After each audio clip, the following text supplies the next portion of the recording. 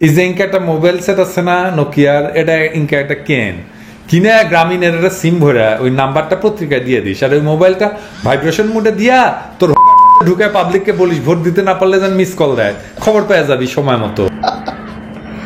ভাই আমি আসলে আপনাদেরকে যে কথাটা আপনাদেরকে শোনানোর চেষ্টা করছিলাম, মানে পিনাকিদা বলতেছে আমাদের যে সিএসি সাহেব আছে, সিএসি যিনি হচ্ছে বলছিল যে চমনের পীর সাহেব কি ইন্তেকাল করেছে, সেই সিএসি কে বলছে একটা ইনকাটা মোবাইল সেট আছে না, ইনকাটা মোবাইল সেট, মানে আমারটা তো নোকিয়া না, উনি বলছে একটা নোকিয়া মোবাইল সেট কিনিয়া এটার মধ্যে একটা গ্রামীণ ফোন সিম ঢুকাবি, সিমটা ঢুকাইয়া ইনকার নাম্বারটা সিমের নাম্বারটা পত্রিকায় দিয়ে দিবি, এরপর মোবাইল ফোনটারে ভাইব্রেশন করিয়া তোর পিছন দিয়া তুই ঢুকাইয়া রাখবি। কাকে বলছে? সিএসসি কে।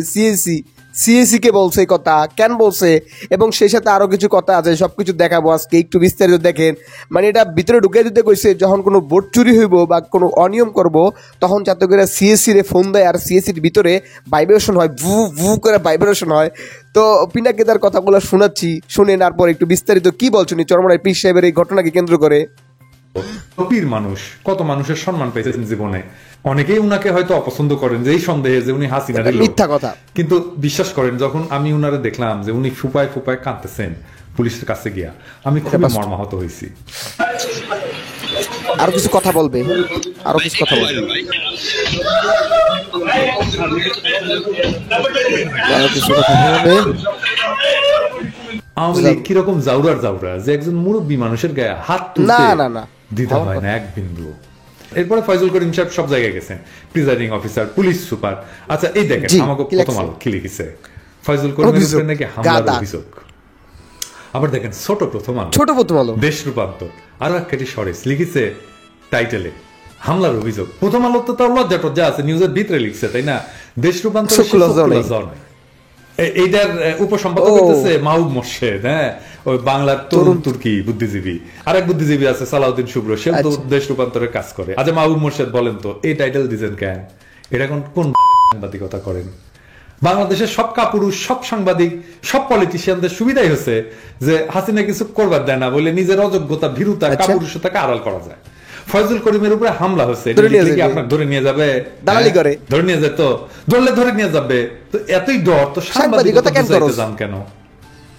আমি তো প্যারিসে বইতে ওনার মার খাওয়ার ভিডিও দেখলাম, আর আপনি ঢাকার বিষয় থেকে নিশ্চিত হবার পারলেন না যে সে খায় নাই, তো আপনার এই সংবাদপত্রের সংবাদ পাবলিকে কেন পড়বে? আচ্ছা বাদ দেন, এরপরে শুনি আমরা যে নির্বাচন কমিশনের কি করছে। সেই নির্বাচন কমিশন জি কি ইন্তেকাল করেছেন না, না অনেকেই আপনার কতটা আমরা যেটা দেখেছি ওনার কিন্তু রক্তক্ষরণটা দেখিনি, যতটা শুনেছি ওনাকে শুনেছি, উনি দেখেন শুনেছে ঘুষি মেরেছে।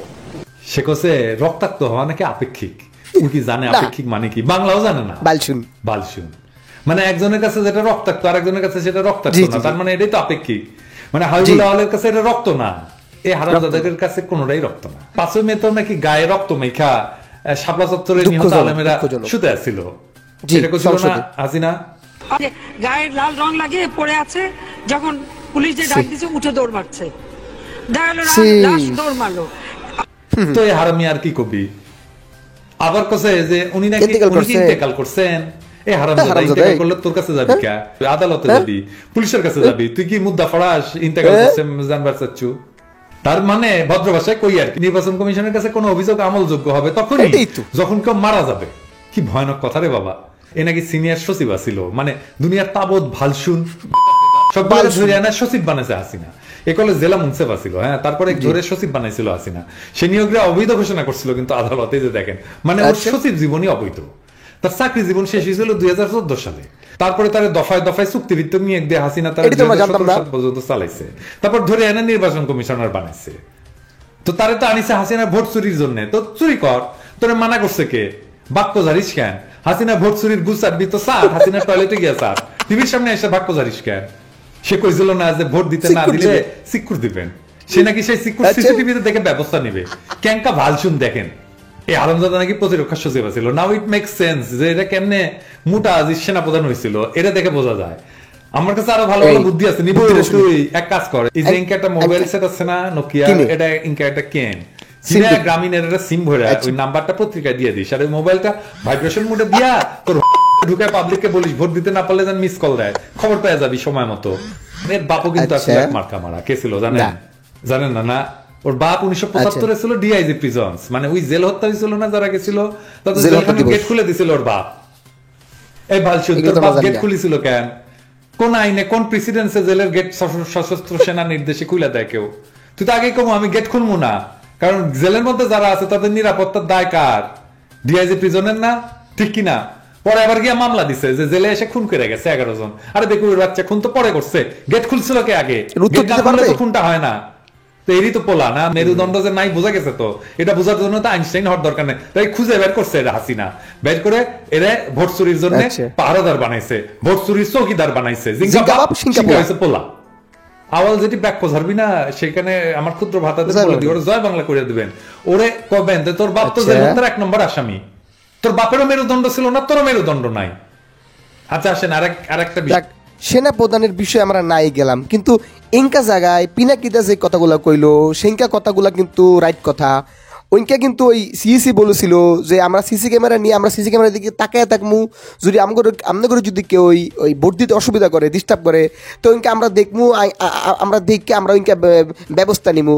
কইকে ব্যবস্থা নিছে এই জন্যই তো পিনাকিদা কইছে যে একটা নোকিয়া মোবাইল কিনা ওইকে একটা সিম ঢুকাইয়া ওইকে নাম্বারটা প্রতীকে দিয়ে দিতে আর মোবাইলটারে ভাইব্রেশন করিয়া পিছন দিয়ে ঢুকে রাখতে, আর ওই জায়গায় যদি কোনো ভোট চুরি হয় তাহলে তারা ইনকে ফোন দিব আর উনি ইনকে টের পাইবো। আর উনি বলছে কি ওই চমড়া বিষয় তিনি কি ইন্তেকাল করছে, তিনি পিছ থেকে একটা ঘুষি মারছে শুধু।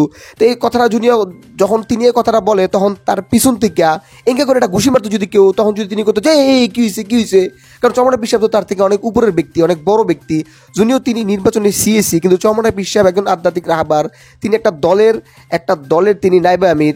তো ইনকা কি করবে? দর্শক আপনারা আশা করি বুঝতে পেরেছেন, ভিডিও সম্পর্কে আপনাদের মূল্যবান মন্তব্য দিবেন। আমরা ভিডিওটি এখানে শেষ করছি আজকের মতো, ইনশাআল্লাহ আবার অন্য কোনো ভিডিও আপনার সাথে দেখা হবে। সকল ভালো থাকবেন, বিদায় নিচ্ছি, আসসালামু আলাইকুম।